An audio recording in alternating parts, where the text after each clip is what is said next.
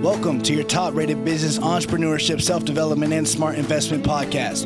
This podcast is hosted by creator and founder Dr. Dustin Steffi, and also hosted by coach, music producer, and influencer, yours truly, Jaden Rush Norvell. We are blessed for our many accolades, such as being nominated for the People's Choice Awards for Best Business Podcast, as well as raising over $5,000 last year for the Cystic Fibrosis Foundation, as well as for the Boys and Girls Club.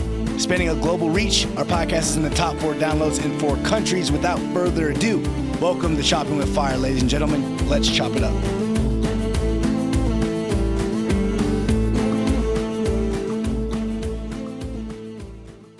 Hello and welcome to an episode of Choppin with Fire. You are joined with your host today, Dustin Steffi.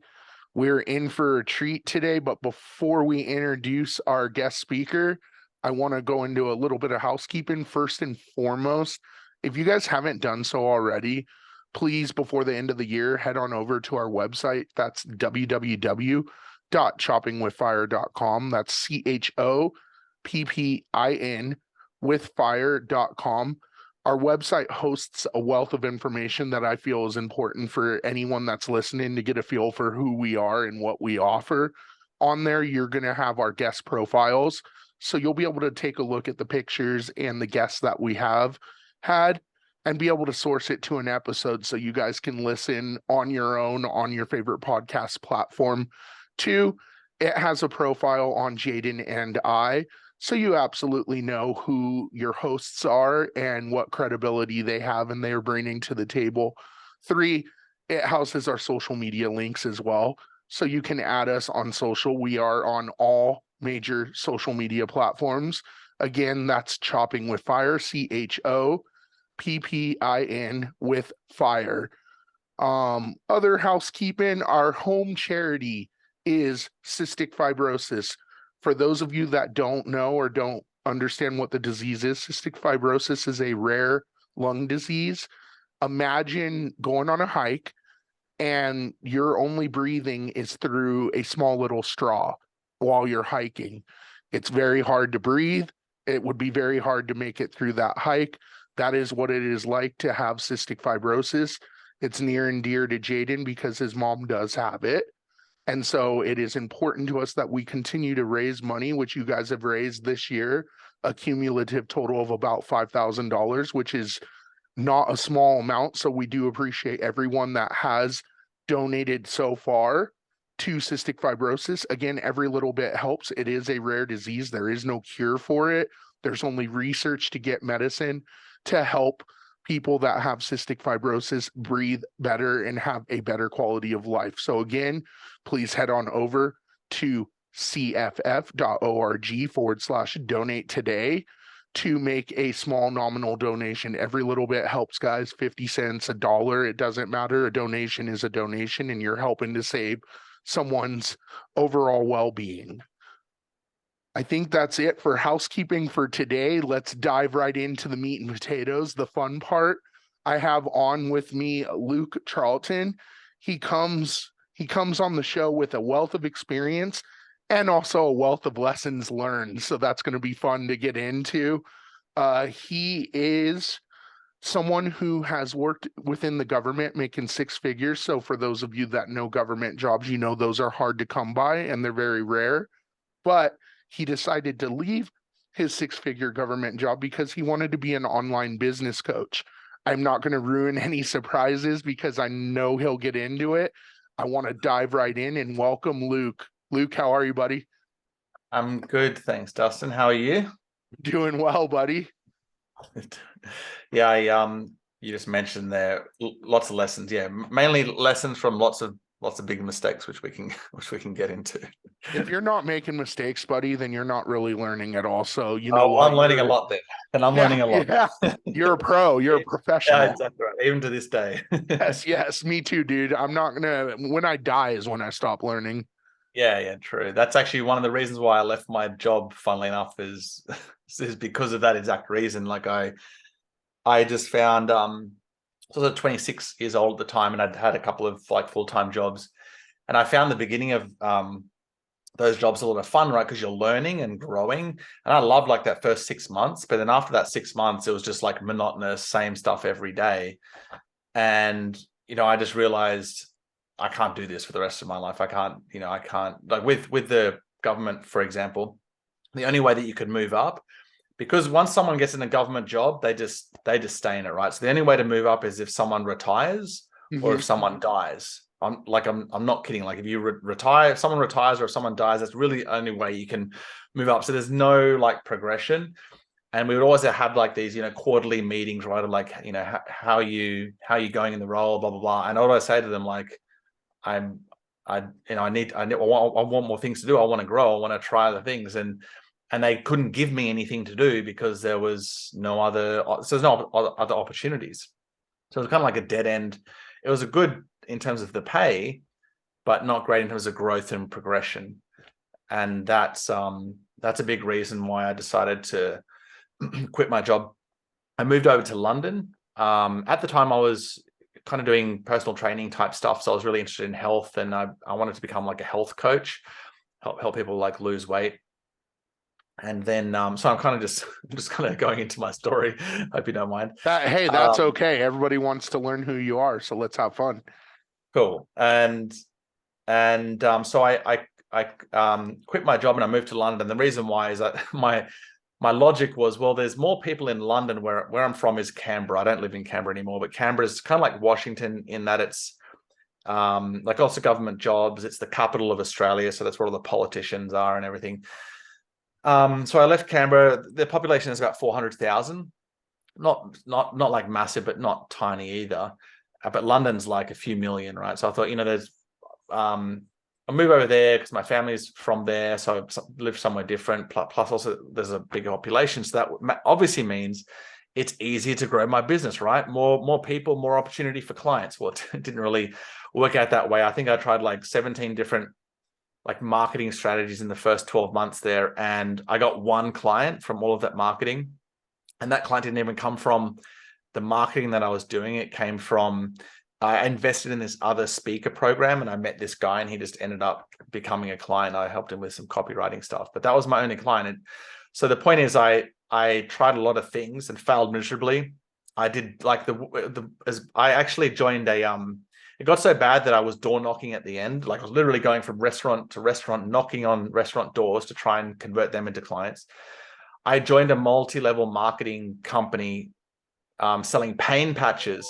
Nothing to do with my weight loss coaching, but I just needed something to bring in revenue. And so I learned a lot about in that first 12 months about like what not to do. And I went over with a lot of savings, and I came back to Australia with a lot of debt. I just couldn't afford to live in London anymore, so I had to come back home. But that gave me a lot of opportunity to kind of take a couple of steps back and go, okay, what I'm doing is not working. And let's kind of slow things down and create, learn business properly, right? And so that's when I started studying a lot like more successful people, particularly those in the past. Like what were the more successful people doing even before internet came along? Like really famous copywriters like Eugene Schwartz and Gary Halbert, Claude Hopkins. One of my other favorite ones is anyway, just a few of the old school copywriters. And that's when I fell in love with copywriting and the power of copywriting.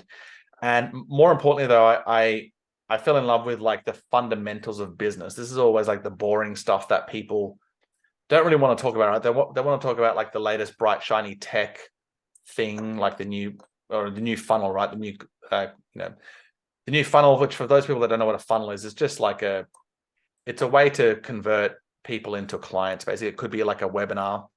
It could be a 5-day challenge where you go into a Facebook group and you work with someone for 5 days. It could be like you buy someone's book and then they convert you into a client after you've read the book. Like there's different funnels or different strategies to convert you into a client. That's all that is. And some are very complex and some are simpler than others. But the point is, I was bouncing around from all these different bright, shiny strategies.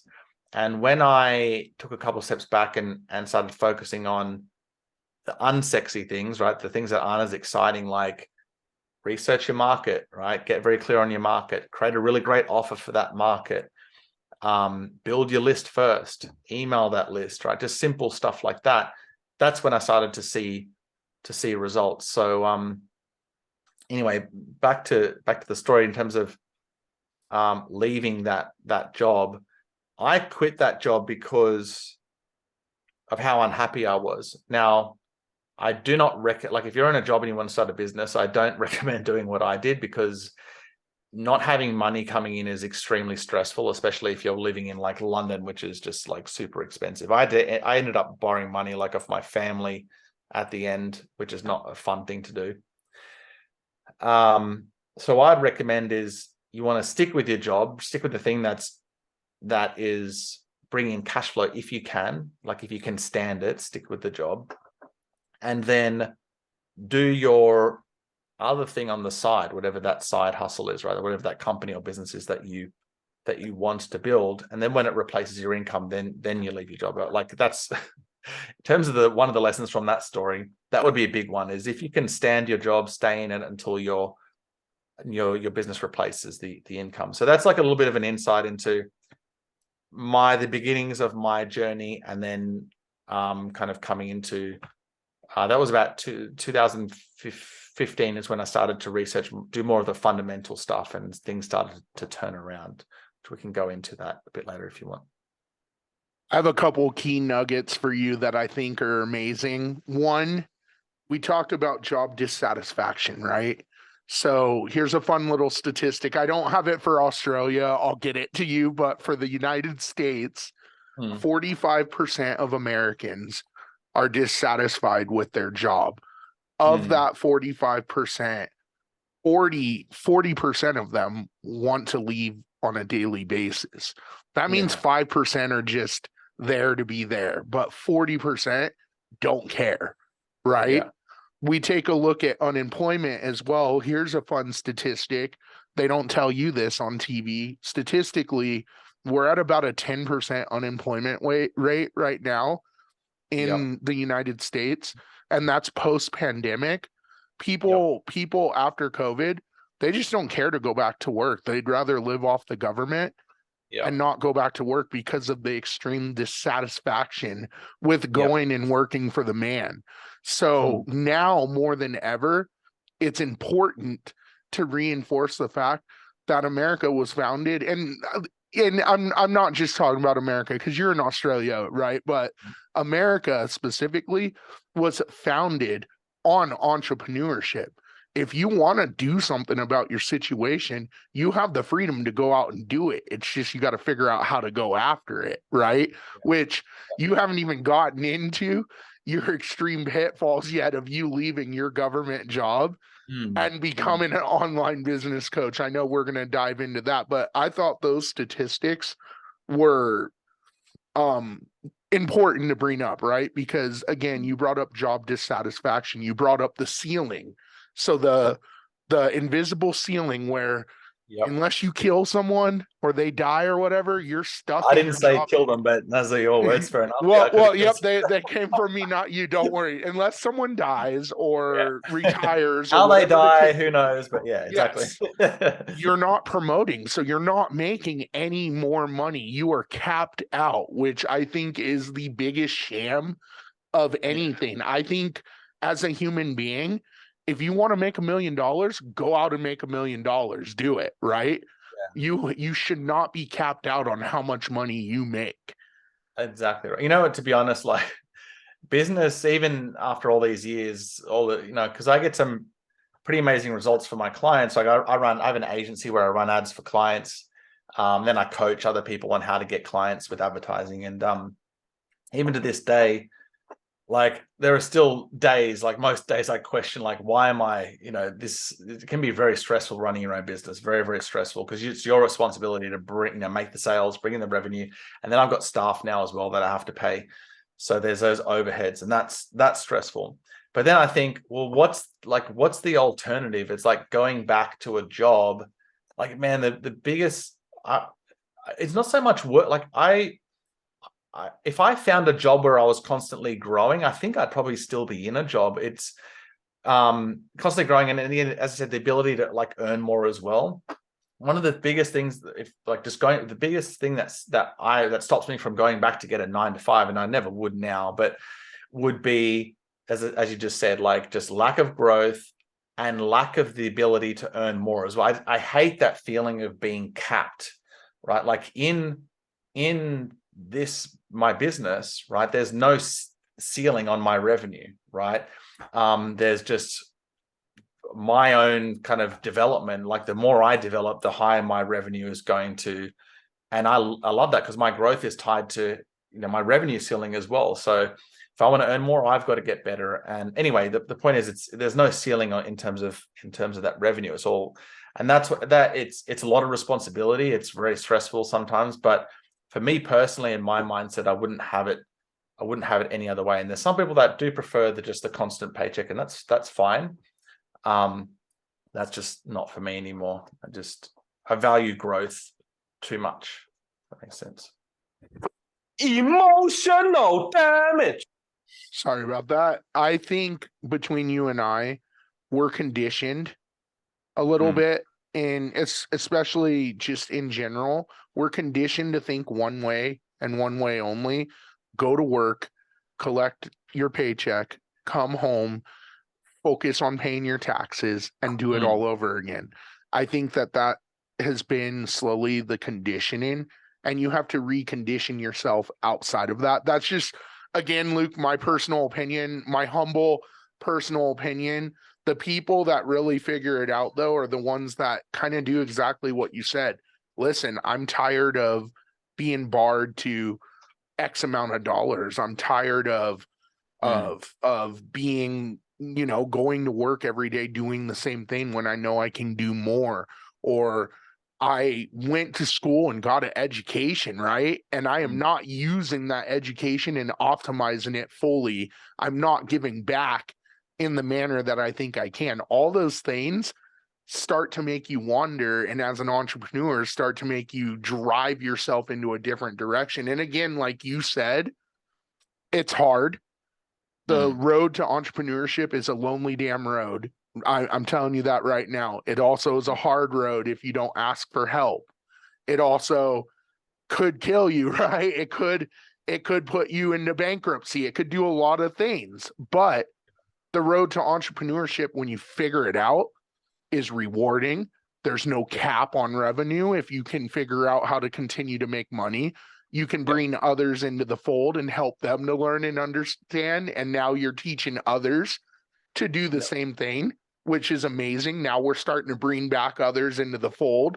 I mean, there's endless possibility to entrepreneurship. This is why it's important to me to really stress on this. This is why we have a podcast on entrepreneurship. This is why we bring on different people and different perspectives. Hell, you're in Australia, Luke, and you're doing it, right? Like, you can do it anywhere.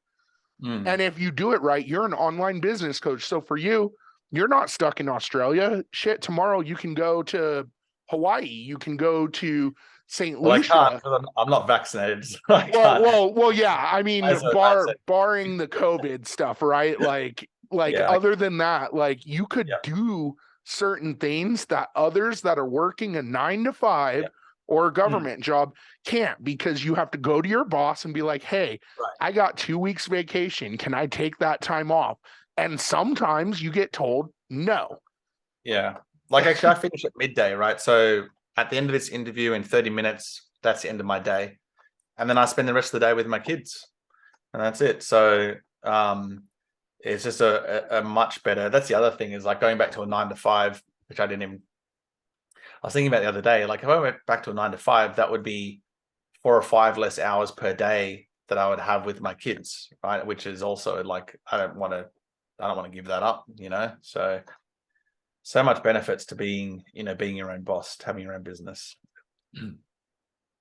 So let's dive into something here, because you're a professional coach. You're a professional online coach. You've scaled your business. We didn't really talk about you damn near going bankrupt. I'm sure we should talk about that to definitely kind of assess how you rebounded from that. And then I also want to talk about how did you find your success, right? How did you become successful? What sort of things did you need to do in order to find that success? That's what people are interested in right now for your story. Yeah. So the first thing is, so with most markets, pretty much everyone in business, right? You always see people that fail and people that succeed. For me, for whatever reason, I don't know why this is, because so I help coaches, right? So other high ticket service professionals, mainly coaches, right? And there are some coaches that succeed and some coaches that just go back to a 9 to 5. For whatever reason, it's never been in my mind to go like to give up, like to give up on this, because I always saw this as like when I became a coach, again, for whatever reason, I'm like, okay, now I'm a coach and this is what I'm going to do. I'm just going to I'm a business coach. Well, initially it was a health coach, and then I loved the marketing and sales side of things, and that's why I became a business coach. But anyway, I never saw it as like a hobby or as something. I think a lot of people see their businesses like, okay, I'm going to try this, and if it doesn't work, that's okay because I'll get a job. That never even entered my mind. If it doesn't work, there's always this. My mindset was always, this is what I do. This is my identity. This is like my career. So I've always seen this as a career, and I'd never had that in my mind to like do anything else. However, again, going into like the nearly bankrupt thing, right? So when I came back from London, I went over a lot of savings and came back with a lot of debt, and like debt with credit cards and debt with family.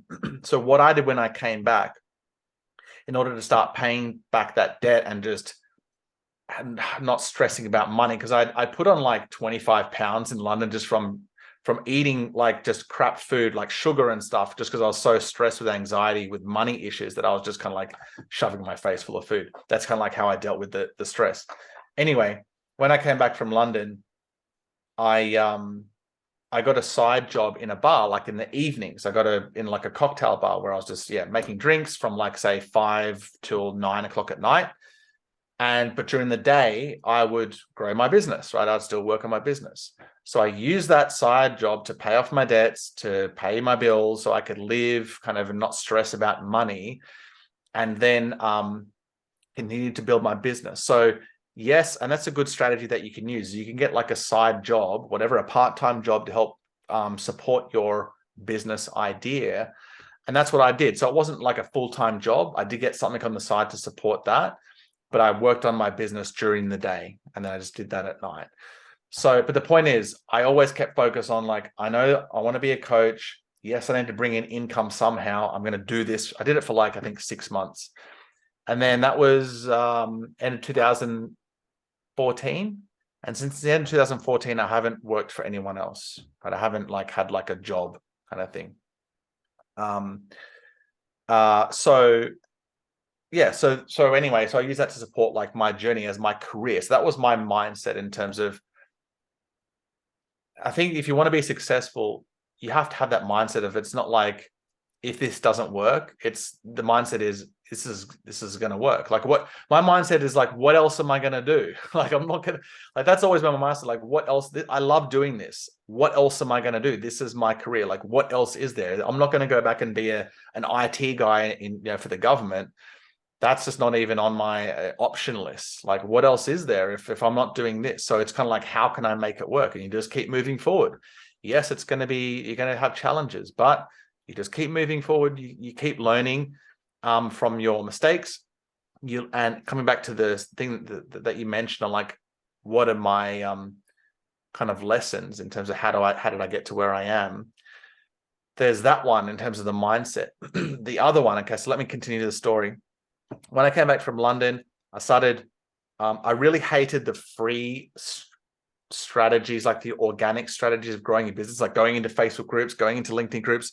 In London, I went to networking events like 5 nights per week because there's that many networking events you could go that many times. So I was just doing all these like free strategies to try and get clients. And that's great when you've got a lot of time, but it's just like it's just so tedious and it's just so time consuming. I didn't want to do that. So I knew that I wanted to learn advertising because it's more automated. And so I bought this guy's course, and he had an agency, and I was doing his Facebook course, and it was an amazing course. And he put up an ad in his Facebook group saying, "Hey, we're hiring media buyers." And so what I did is I applied to do like a kind of like a contracting position, work as a media buyer, and he was going to train me up. And out of 50 people, I got the gig. And so I went from spending like $20 a day on my own campaigns to like $100,000 a night, like literally like overnight. It's actually probably more like $200,000 a month overnight. And so I learned very quickly how to get results with paid advertising. And his name's Jason. I worked with Jason, learning from him for a couple of years in his agency. And then I went out and created my own agency based on what I learned with him.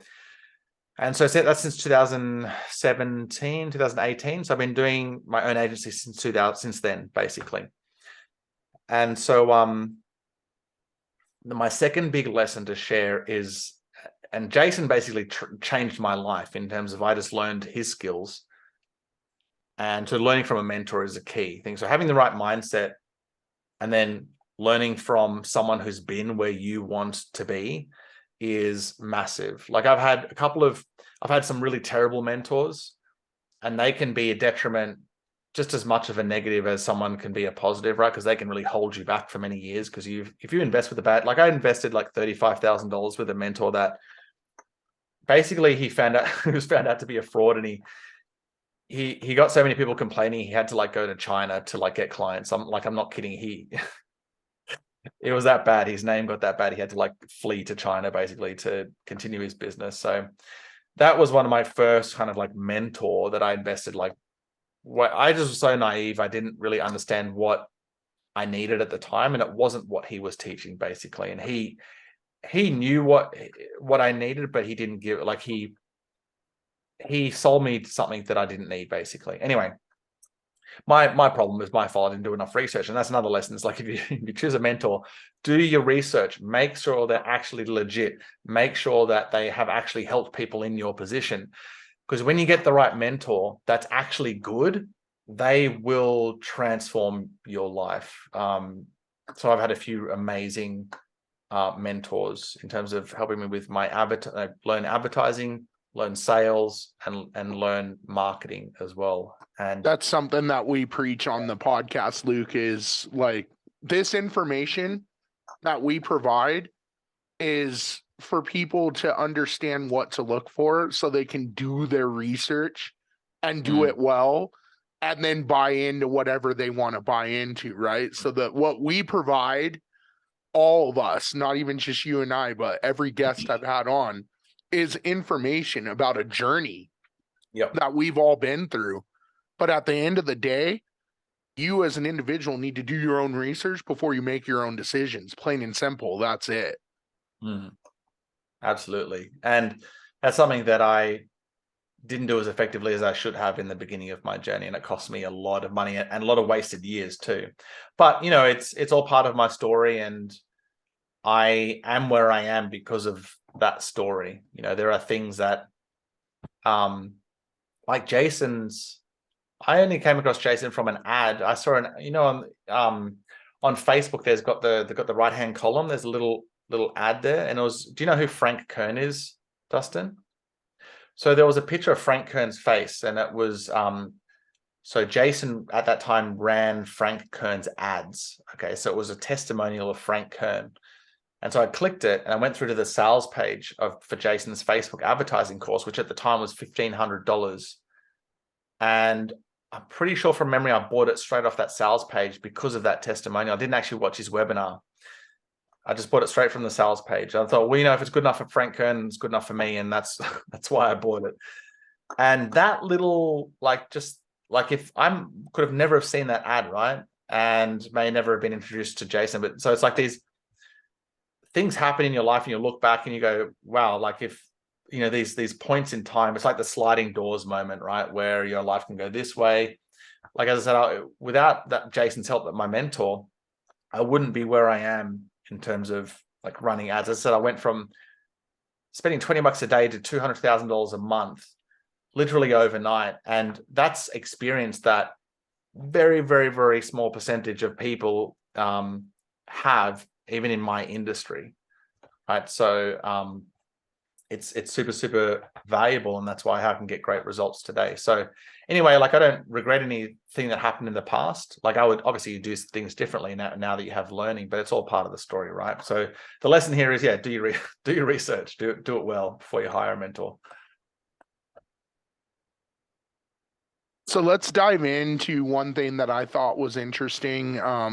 And our listeners wouldn't know this because I pre-researched you before, right? So one thing that you brought up was most entrepreneurs have some form of a pitfall when it comes to leveraging social media, email, whatever the case may be. I kind of want to dive into that a little bit. We don't have to give them everything, but like, I just want to dive into that because it's all about awareness. So let's create that awareness right now with our entrepreneurs and business people. Yep. So what did you mean by they have a pitfall? Is this like a marketing specific pitfall? So like the pitfall could be like not using email in the right terms, right? Or communicating wrong, or not using it in the right manner, right? Not using it to its fullest capacity, I guess. Yeah, cool. So I'm going to start with, again, this is all back to my story, part of the journey, right? So when I came back from London, I started focusing on the fundamentals. And I was doing what a lot of coaches and entrepreneurs do, which is when they go to run like a marketing campaign, whether it's with advertising or email or whatever, and they're trying to get more clients or more sales, and it doesn't work, like it falls apart, a lot of the time they associate the reason why it's not working is because they don't have this bit of tech, right? Or they don't have this new whiz-bang strategy. I'm not using like Facebook Messenger, or I'm not using Facebook groups, or I'm not using SMS marketing or some whiz-bang funnel. And they associate the reason why they're not getting results or sales with that, right? And so that's why they bounce around from different strategy to different strategy, different tactic to different tactic, and each new one, it's like someone going from diet to diet, right? So you always ask, like, if this diet doesn't work, and then this diet doesn't work, and then this diet, why do people keep doing that? Well, the reason why is it's marketing, right? So with every new strategy, it gives people a reason to believe maybe this diet will be different, right? That's why people keep going from diet to diet. It's called a unique mechanism. That's something that Eugene Schwartz came up with. He's a copywriter. That's a unique mechanism. That's why people keep trying different diets, because they think that this time will be different. Anyway, but the real reason why they're failing, again, this is in the context of marketing, is because of their message. It's always something to do with the message. Now, let's get more specific. This is the unsexy stuff that is very obvious, but people don't really focus on it. But this is like 80% of your success as an entrepreneur, whether you're selling physical products or whether you're selling high ticket services or whatever, right? So this is all businesses, very simple. And you guys are going to go, yeah, that's obvious, Luke. But again, people don't spend enough time here. So what is business? Business is, you've got a market with a problem, market with a problem. And then you've got a solution. So you've got the solution, the product, the service, right? So all business is selling your solution to the market with that problem, okay? Now, here's the thing. Because we entrepreneurs are so in love with our product, we start communicating about all the cool features and stuff about our product, and it just goes over the prospect's head. And the prospect's going, well, no, I've got this problem, right? How does that actually help? How does it actually help me? I'll give you a perfect example, as I like multiple conversations with this today. Just today, I do this almost every day with my clients. Okay, so I had a new client start today, and she helps female pastors, right? And so I said, okay, what's the problem? Like, it's really simple stuff. What is the problem that you are solving for these women, these female pastors? Like the leaders of a church, right? And she said, well, I want to provide like a support group where they can kind of talk about, what they're struggling with and stuff. I said, well, that's kind of like kind of a problem. That's more therapy. And she said, yeah, I didn't want to do therapy. She wants to do coaching. And I said, well, that's one thing that you could kind of sell, right? It's a support group where you guys kind of talk in a Facebook group, whatever. That's one thing, right? But let's talk about some of the problems that this female pastor has with the church. And, one problem is they need more, well, not revenue, but they need more donations, right? So that's a problem. They need more donations. They need to retain their congregation. So, because a problem with churches, just like businesses, is attrition, right? Is turnover, people leaving the church. So they need to get new members. That's one, and they need to retain those members, right? So the point is, I'm going through like different big problems that these female pastors have with their church. And so I said to her, like, if you want to sell like a high priced service, you've got to sell a high priced problem.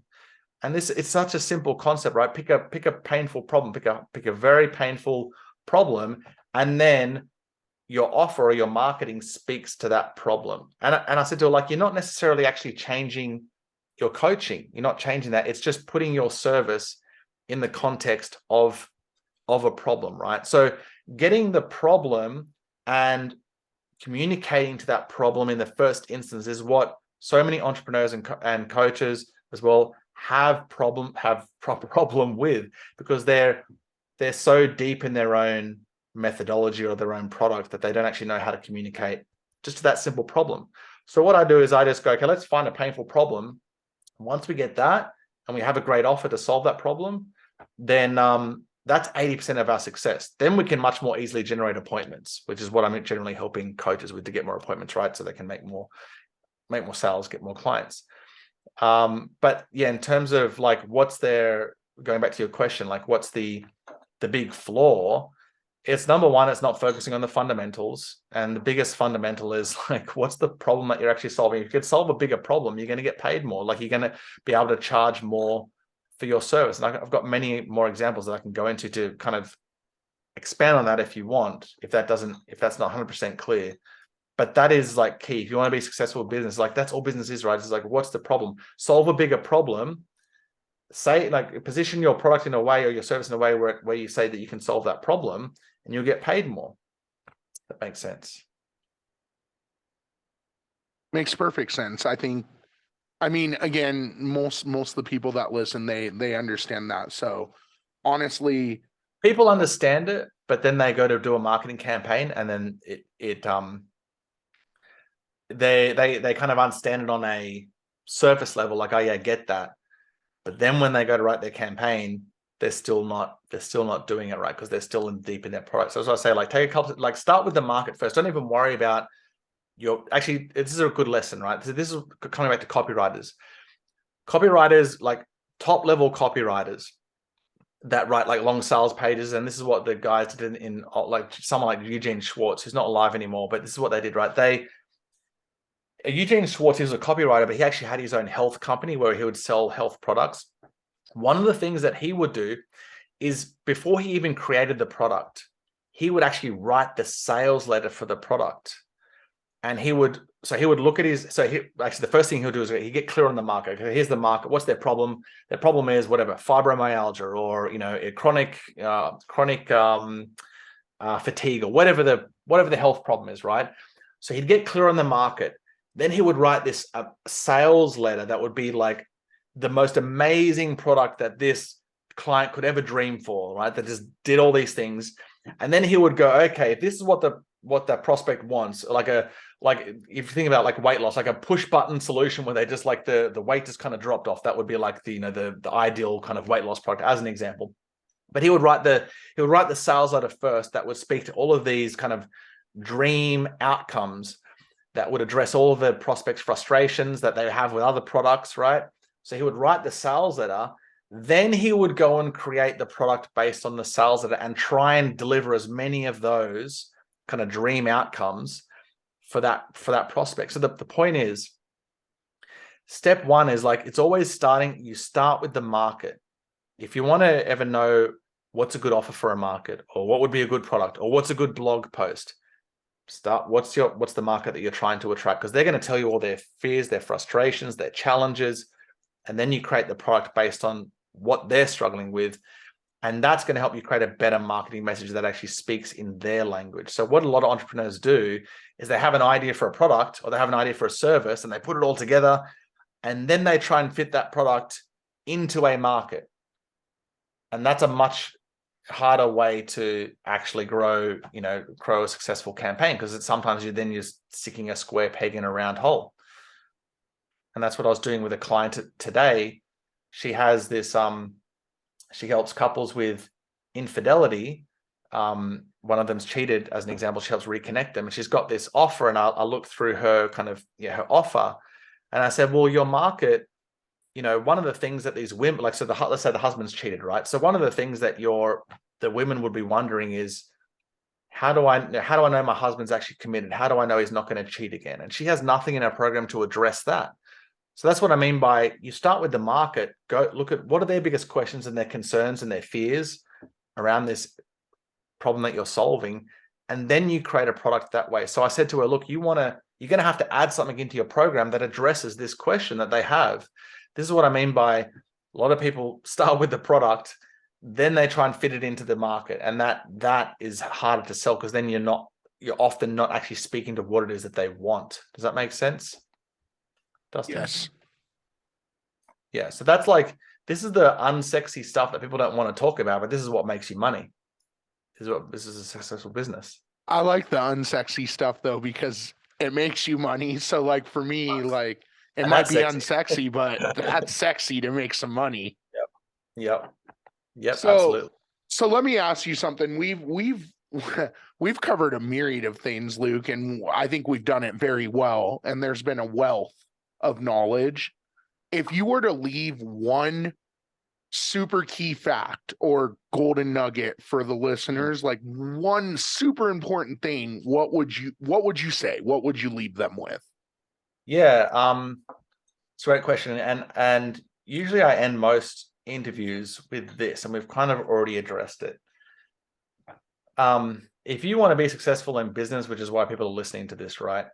It really comes back to your attitude and seeing this is your career. As I said, this is your identity. It's what else is there? There's nothing else to do. So if you have that mindset and you just continue to move forward, you will get to where you want to go, right? Get a mentor that's been where you want to be, and you continue to move forward.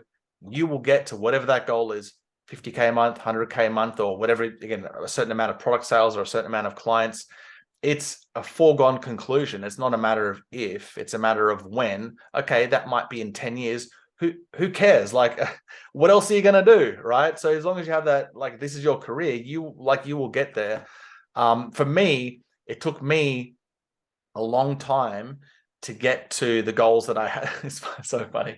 When I walked into, when I went and moved to London, I signed up to you open a bank, right? That's one of the first things I had to do was open a bank account. And the lady asked me, she said, okay, what's your projected revenue for the next 12 months? And this is how naive and delusional I was. I said, because I had these lofty goals, right? I said, because I thought it'd be easy to sell coaching. I said, £1 million. I actually told her £1 million, which is in Australian, that's $2 million a year.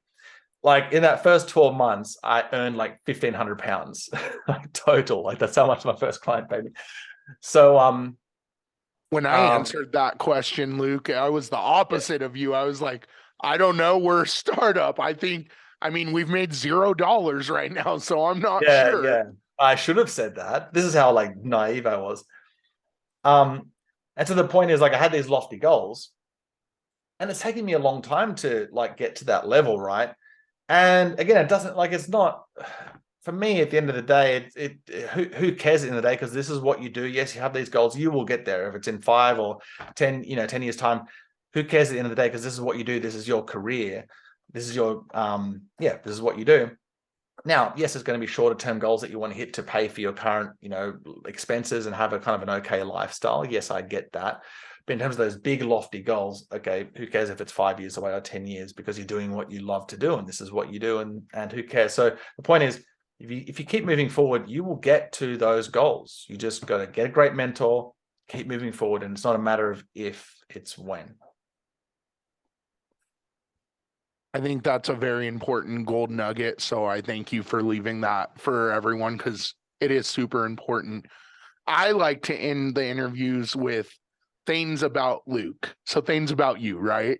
So for example, if our listeners resonated with you, what is the best way to get in contact with you? What are these high ticket sales items that you coach on too? Because that might pique some interest as well. So I just, for the last part of the podcast, just want to like, how do we get a hold of you? What are you doing currently with your coaching? Like, are you coaching on selling something specific, whatever the case may be, so that way people know who you are and what's going on? Yeah, usually, so I have two coaches that I work with. So someone that's usually over six figures, I will run their ads for them a lot of the time. But if you're under six figures and even just getting started, like basically what I do for that type of client is I will help them create an offer, right, that solves a painful problem, craft their offer, their package, and then help them sell that basically. So I've got a system that I teach to get clients. However, you have to be like an expert at something, right? It could be fixing relationships, or it could be anything else, or dating, helping people get dates, whatever it is. So as long as you have some level of expertise, you don't have to have had a coaching business before or even sold anything, but you have to be an expert in some particular, solving some type of problem or an area of expertise in some area, then I can help you. So, but probably the best next steps is just to probably jump on my list, because that's where I talk more about my system, and it's pretty straightforward. It's literally just a simple email system that I teach. So it's no complexity, because again, it's not about the complexity. It's not about the latest tech. It's about the problem and the solution. As long as you get those right, then you just need a simple system to get clients. So anyway, what I recommend is go to 9emailoffers.com. So just the number 9 emailoffers.com, and that's like, you'll just get a free guide that shows you kind of like some different email offers that I've used in the past, that other clients have used to help bring in clients, and that may be relevant to you or not, depending on whether you have a business or not. So you can check that out, but more importantly, you'll jump on my list and then you'll see how my system works. Again, it's very, very simple, and then you can go from there. If you want to speak to me, we can have a chat from there. So it's probably the best at 9emailoffers.com. Perfect. And for our listeners, I will have relevant links in the episode description for all of Luke's information, just so that way it's easier for anyone to get a hold of him. Also, we do have his guest profile that will be on the Choppin with Fire website. So we'll have his lovely headshot there so you can see what he looks like, how Australia's treating him, all the fun stuff. Thanks, mate.